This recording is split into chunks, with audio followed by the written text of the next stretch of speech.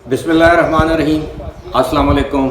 अबरार रशीद आपकी खिदमत में हाज़िर है और आप देख रहे होंगे कि आज बैकड्रॉप कुछ तब्दील है।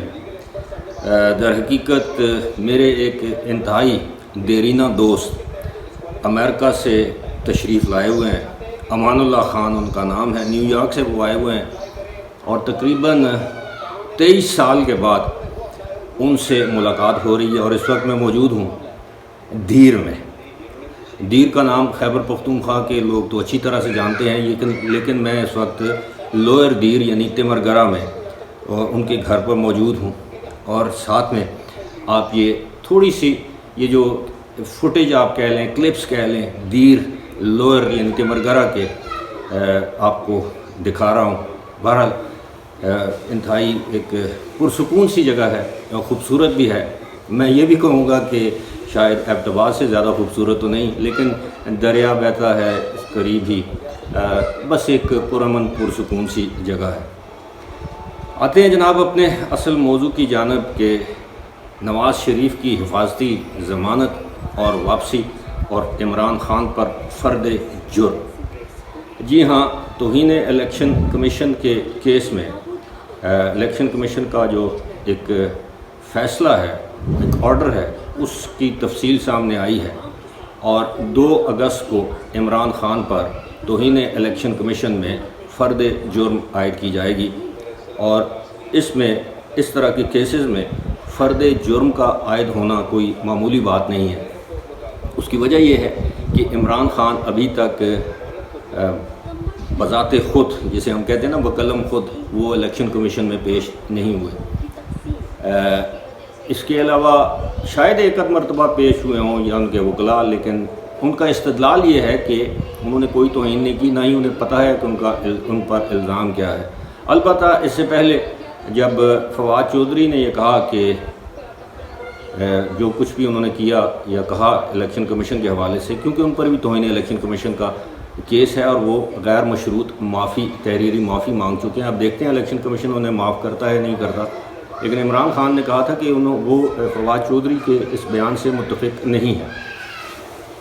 अब ये फ़र्द जुर्म का जो मामला है, तो इसके बाद यही हो सकता है कि इमरान ख़ान को तौहीन इलेक्शन कमीशन में नाअहल करार दिया जाए। उसके बाद इमरान ख़ान के पास 2 फोरम्स हैं, एक तो हाई कोर्ट है, वहाँ पर वो अपील कर सकते हैं इस फैसले के ख़िलाफ़, और दूसरा फोरम है सुप्रीम कोर्ट। लेकिन इस तरह की अपीलों में या अपीलों के फ़ैसले होने में वक्त लगता है। अब देखते हैं कि इमरान ख़ान की नाअहली की सूरत में हाई कोर्ट या सुप्रीम कोर्ट कितना वक्त लेते हैं। इससे पहले भी इलेक्शन कमीशन उनको नाअहल करार दे चुका था, अगर आपको याद हो तो वो फॉरेन फंडिंग केस में। ये मामला ज़्यादा तवालत इख्तियार नहीं करेगा, मेरा ख़्याल है कोई 10-15 दिन के अंदर अंदर इस केस को भी वाइंड अप कर दिया जाएगा। अब आते हैं जनाब मियाँ नवाज़ शरीफ की हिफाजती ज़मानत और उनकी वतन वापसी।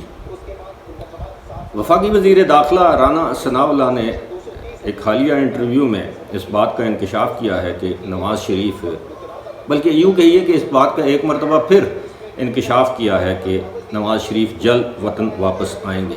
और ये बात हम 2020 से सुन रहे हैं कि नवाज़ शरीफ जल्द वतन वापस आएंगे, और ख़ास तौर पर 1 साल से तो तवातर से ही कहा जा रहा है कि अगले महीने आ जाएंगे, 10 दिन बाद आ जाएंगे, 2 महीने बाद आ जाएंगे। लेकिन अब चूँकि 16 सितंबर यानी चीफ जस्टिस ऑफ पाकिस्तान की रिटायरमेंट की डेट जो करीब आ रही है, तो नवाज़ शरीफ की वापसी के इम्कानात भी वाज़ेह हो रहे हैं।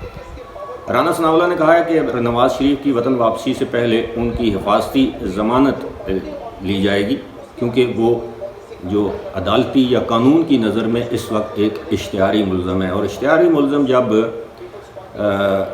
अदालत के सामने अपने आप को सरेंडर कर देता है, तो उसके बाद फिर अदालत देखती है कि उसको ज़मानत दी जाए या ना दी जाए। ये भी याद रहे कि नवाज़ शरीफ इस वक्त एक सज़ा याफ्ता शख्स हैं, और जो शख्स सज़ा याफ्ता हो उसको मुजरिम ही कहा जाएगा।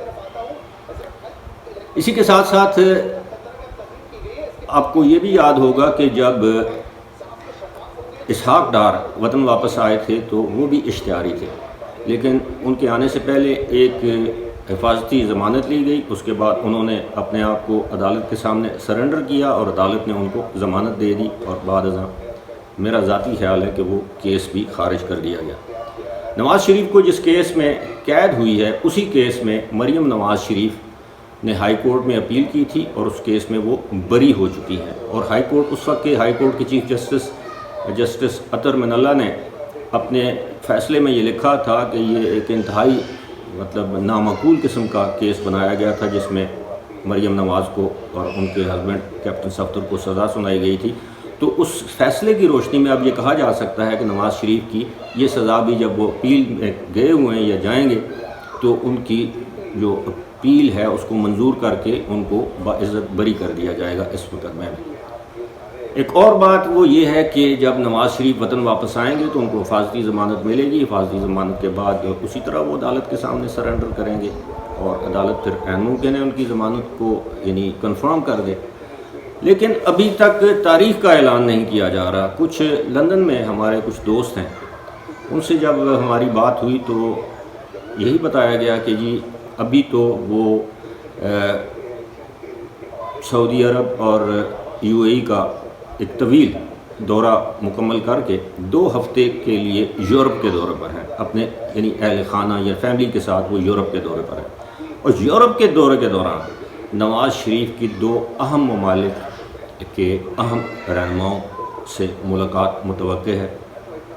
اب پتہ نہیں وہ فرانس کے کسی اہم رہنما سے ملاقات متوقع ہے، اٹلی کے کسی اہم رہنما سے متوقع ہے، یہ پتہ نہیں، لیکن یہ کہا جا رہا ہے کہ 2 ممالک کے رہنماؤں سے یا 2 اہم ملاقاتیں ان کی یورپ میں متوقع ہیں۔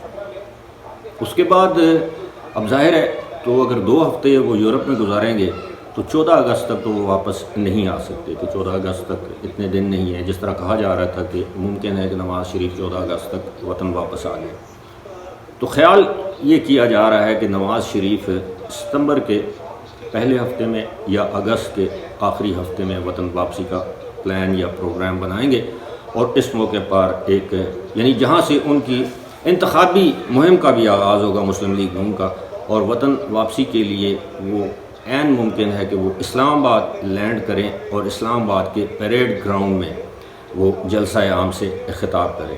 اب دیکھتے ہیں، یہ جتنی بھی باتیں ہیں یہ میں نے ممکنات والی باتیں کی ہیں، ان میں حتمی طور پر ابھی تک کچھ نہیں کہا جا رہا، لیکن اتنا میں جانتا ہوں کہ مسلم لیگ نون کی چیف آرگنائزر مریم نواز اور دیگر جو ان کے عہدیدار، حکام، رہنما، جو بھی آپ کہہ لیں، پنجاب بالخصوص پنجاب اور خیبر پختونخوا میں ان کو متحرک کر دیا گیا ہے کہ آپ استقبالیہ کمیٹیاں بنائیں، جلسہ عام کی تیاری کریں، اور اس کے لیے جسے کہتے ہیں نا گراؤنڈ ورک شروع کر دیا گیا ہے۔ اب دیکھتے ہیں نواز شریف کب وطن واپس آتے ہیں، ان کی سزا ختم ہوتی ہے نہیں ہوتی، ضمانت ملتی ہے نہیں ملتی، یہ تمام کی تمام باتیں فی الحال امکانات پر مبنی ہیں۔